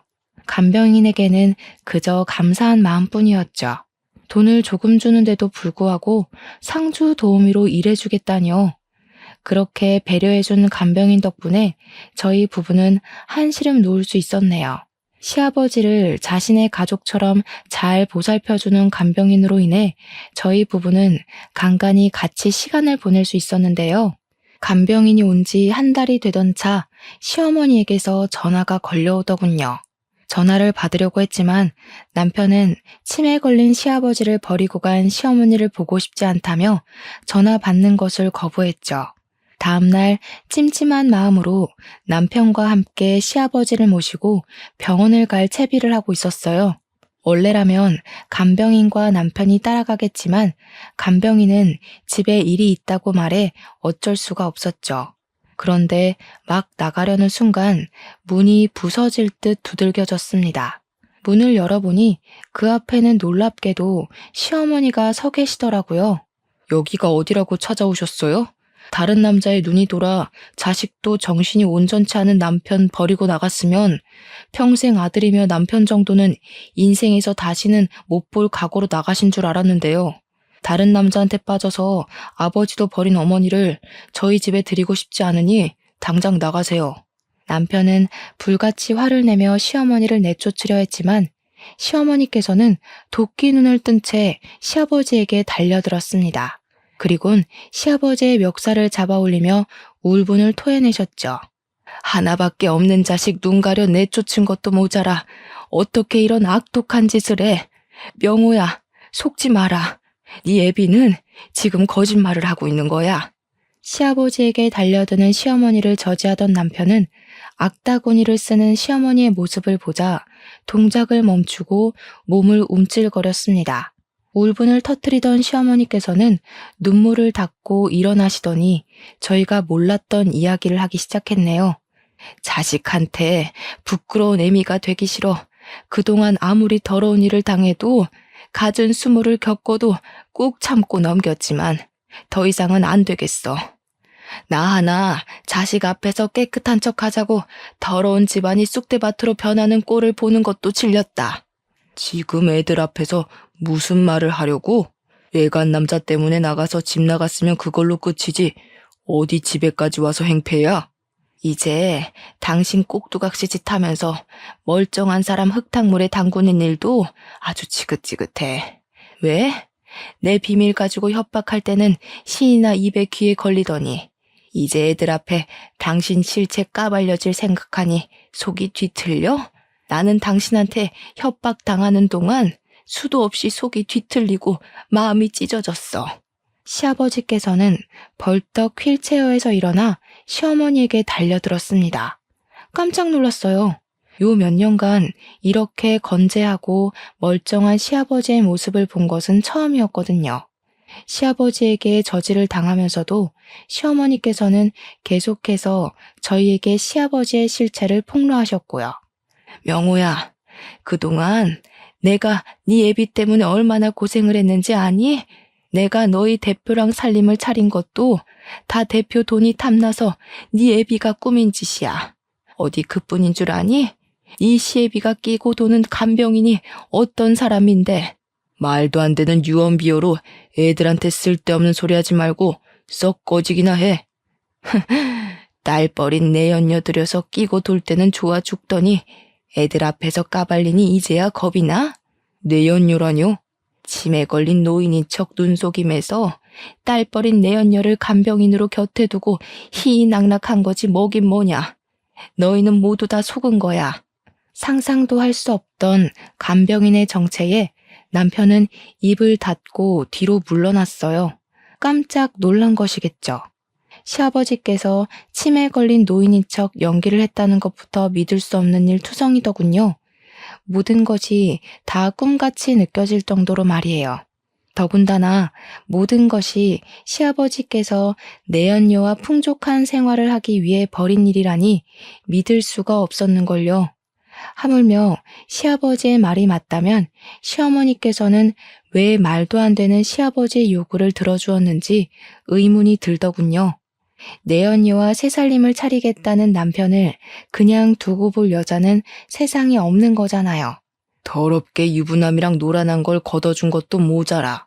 그 자식까지 먹여 살리려 해줬더니 이딴 식으로 내 뒤통수를 쳐? 차라리 못난 애미 되는 게 낫지. 당신 같은 악독한 사람 때문에 순진한 사람 등쳐먹는 짓은 더 이상 못해. 이 순간 제일 충격을 받은 사람은 남편이었습니다. 시아버지 말을 믿지 못한 남편이 재차 물으려 했지만 시아버지께서는 이미 집을 나간 후였어요. 집을 나간 시아버지께서는 다음 날이 돼도 집에 들어오지 않으셨기에 남편의 속은 시커멓게 타들어갈 뿐이었는걸요. 전날 있었던 충격이 얼마나 컸는지 한 번도 출근을 걸은 적 없던 남편은 택시 일까지 빼먹으며 꼬박 일주일 동안 집에 틀어박혀 입에 대지도 않던 술독에 빠져 살았습니다. 이런 남편이 걱정되었는지 일주일이 지나자 시어머니께서는 직접 저희 집에 방문하셨어요. 하지만 충격이 커서인지 남편은 시어머니를 보지 않겠다고 하더군요. 시어머니가 돌아간 후 걱정이 되었어요. 남편이 이대로 계속해서 술독에 빠져 살면 어쩌나 하는 걱정 말이에요. 그렇지만 이런 걱정과는 달리 한 달이 지나자 남편은 매일같이 마시던 술도 끊고 예전처럼 택시기사 일을 시작했죠. 예전처럼 생활하는 남편은 얼핏 보면 상처를 잊은 것처럼 보였지만 꼭 그렇지만도 않았네요. 한 달이 지나도록 집을 나간 시아버지께는 아무런 연락이 오지 않았거든요. 남편이 회복했다는 소식을 듣자 시어머니께서는 다시 저희 집으로 찾아오셨습니다. 이번에는 남편 또한 시어머니와 만나는 것을 거부하지 않았고요.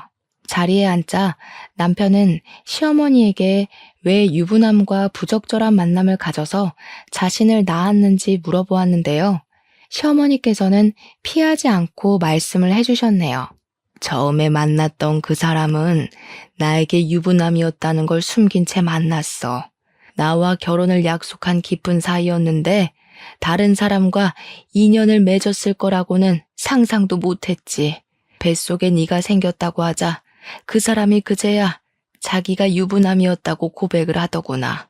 그 사람도 네 할머니도 뱃속에 있는 너를 지우라고 난리였지만 차마 나한테 찾아온 너를 지울 수가 없더구나. 그래서 평생 혼자 살 각오로 너를 낳아서 키우게 된 거였지. 그럼 말씀하신 대로 평생 혼자 사셨어야죠. 왜 애꿎은 아버지랑 결혼해서 이사다를 내셨어요? 나도 처음엔 평생 혼자 살 생각이었어. 근데 옆집으로 이사를 온 후 네 아버지가 계속 나를 따라다녔지.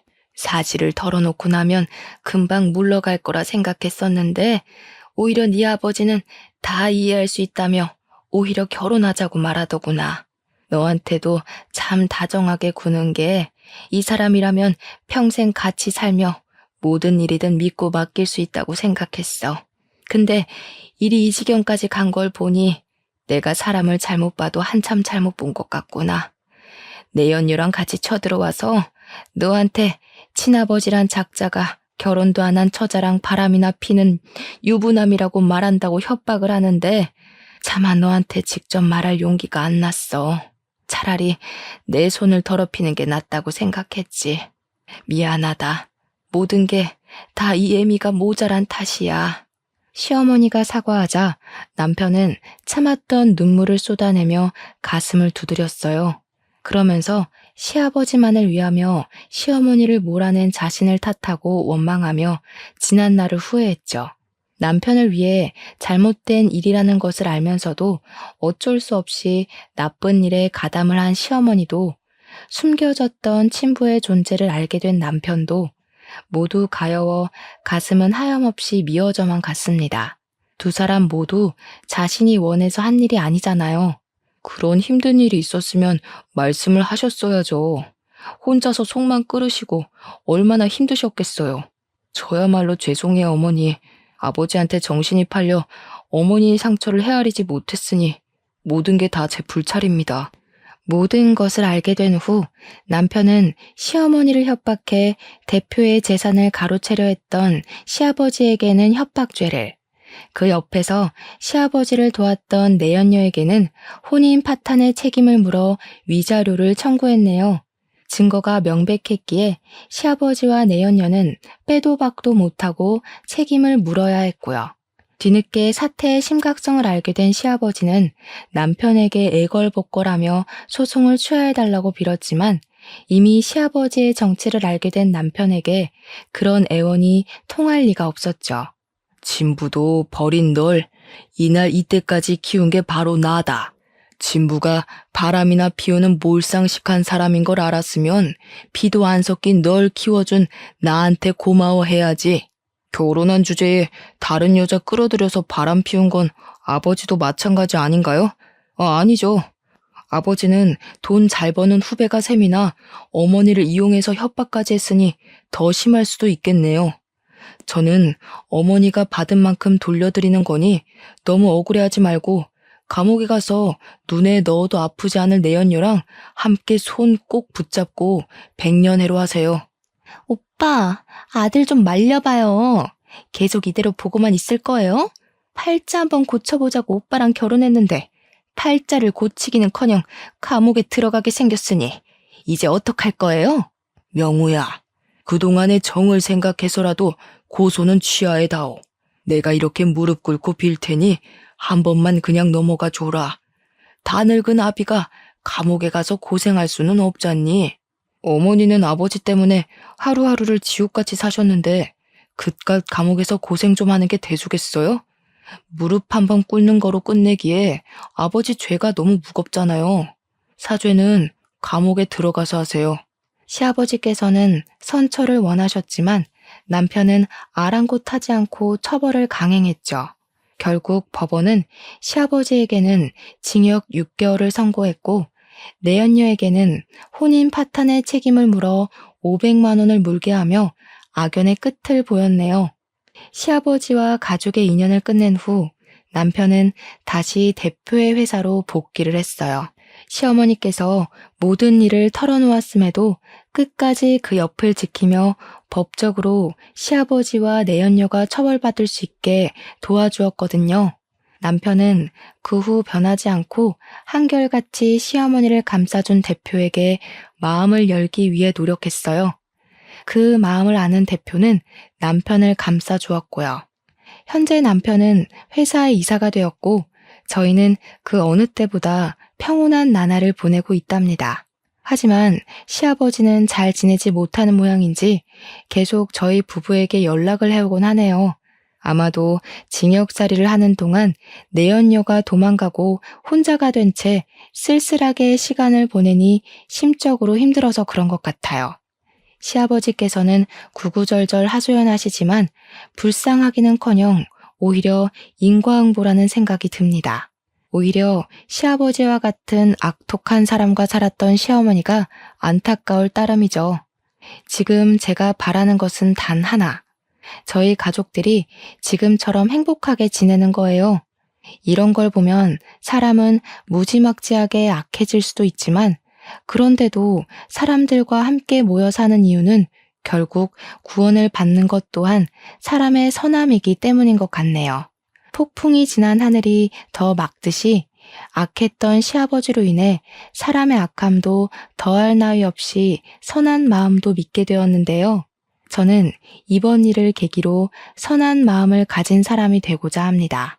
그럼 지금까지 길었던 이야기를 들어주신 시청자분들에게 인사를 올리며 이야기의 마침표를 찍도록 할게요. 시청자분들 진심으로